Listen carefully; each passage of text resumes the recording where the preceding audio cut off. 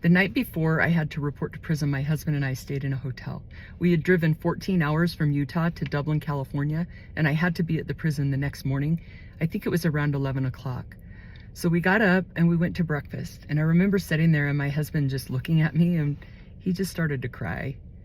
And I said, I feel so anxious, Chad. I just need to go. I just need to go. And I went an hour early and had him drop me off. It was very unceremonious when I got there. They just said, all right, let's go. And then they took me in and I gave him a hug and he was gone.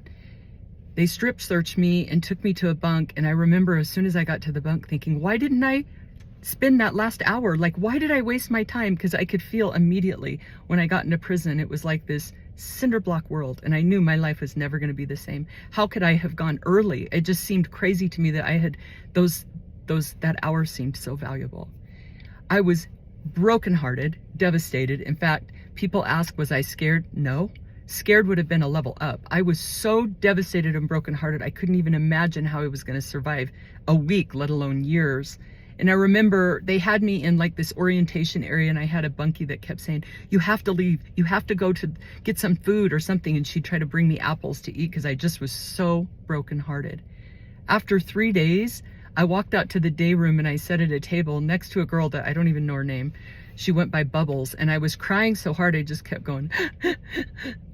And sweet little Bubbles would look over to me about every 15 minutes and she'd say, it's okay, baby. You'll be okay. Just keep breathing. The pain will go away. And then she'd look at the TV. I couldn't imagine how I was going to survive, but what I knew was that these women had been through what I was going through and that they had survived. And that's how I found the strength to keep going, was through the support of the other women. And sometimes things just take time.